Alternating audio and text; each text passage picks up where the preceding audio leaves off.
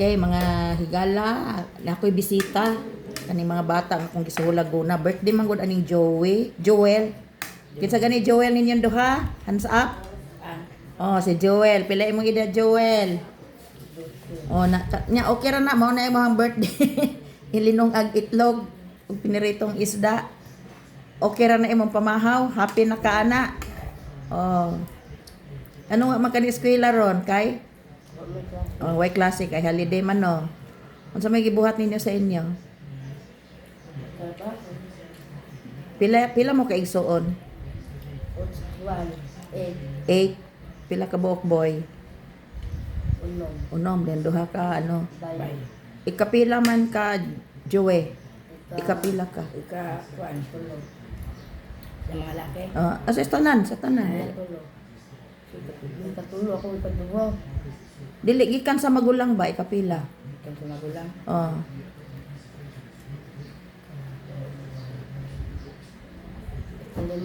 Kalima. Dan ikaw dayon sunod. Kaunom ko. Kaunom. Dan apaw dayon mo duha na bilin manghod.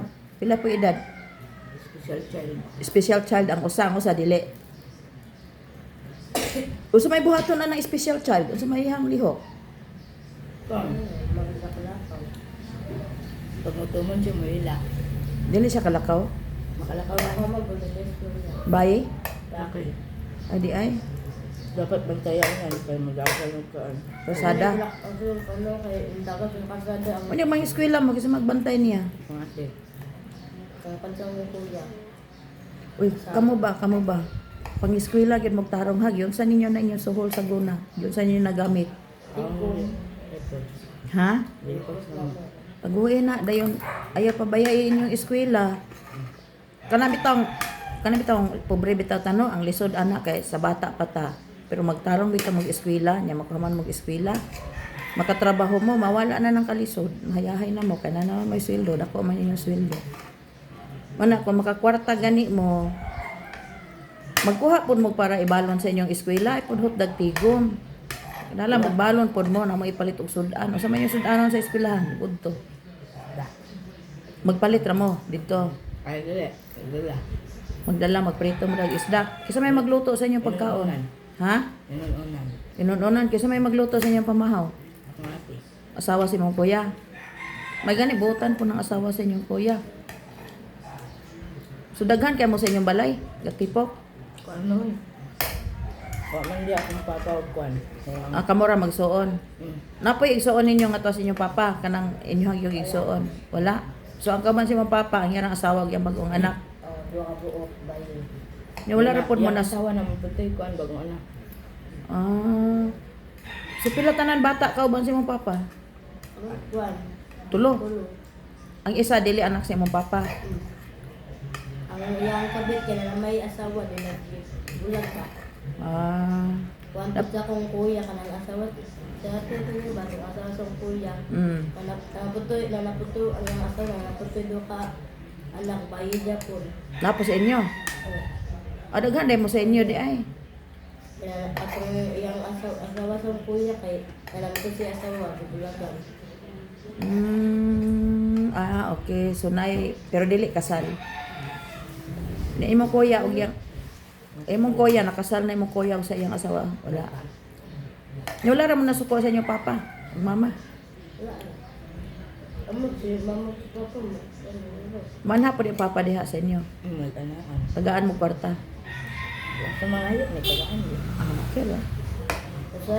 Ngayon may tag-G's, tag-5. Then mga anak din siya, nasa mo. Ngayon siya wala siya kwarta. Ayaw lang mo pagdumot sa inyong papa kay mas ilisod po din inyong papa. Ang inyo, may bayad ang eskwela. May eskwela gyud mo tarong.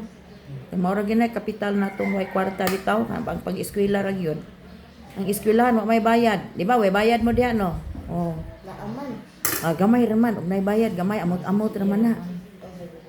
So, ayan ko na kaya naman. Ngano man? Pila din yung bayron nun? Pila din yung bayron nun? Katong sa isa to, amutan. Amutan. Kung nga pala ito na bariyan ba? Layo pa man po sila sa klase. May katungkuhan. Hindi, kung ikaw sa hindi. Pero ba na, ano na lang. Magtarong lagi mo. Tug alam magtarong sa inyong maestra, wa may kwarta. Masugot ra inyong teacher. Masugot ra dira masugot. Kabalo naman siya. Buutan mo ng maestra. Oh. Kabalo naman siya nga. Maestra na ako sa grade 1, paingon. Ay, maestra na ako sa kinder, paingon sa grade 3 o grade 5. Buutan lang. Butan. Ang grade 4. Basta ang inyo ra yung kapital ang pagbinuotan. Dahil magtarong mo sa iyong pag-eskwela, ayaw awatan ng imong mga silingan, tas palibot nga tuba ra atubang ha. Na? Ayagid mo pag inom-inom, ayaw mo pag sigarilyo, focus sa inyong pag-eskwela kay wa gyud kaugmaon ng taong kusog mo inom og tuba. O ganang kusog mo sigarilyo. Nakitaan man nimo nakisay mga kusog mo inom og tuba diha no. Kailaman mo. Mga tigulang, mga Oh, tigulang. niya, unsa man sila karon, di ba? Apiki gihapon no. Muna, imuan ninyo na silang example, ayaw mo pagsunod nila. Magbuang, pamubog, magbuwal doon ito. Una, aron mo makagawas. Kwarta. Aron mo makagawas sa palibot ba nga labad ba magtarong og eskwela kay makatrabaho na mo, makapuyo na mo og arang-arang nga balay. Karon agwanta lang sa no. Sige. Basta ang akong tambag ninyo pag binutan jud mo, manang gisuhulan ta mo guna kay nakitaan man ako mga buotan mo pero magpabadlo na sad mo di na sa kumusuhol ninyo guna. So i-maintain jud na inyong kabuotan. Okay?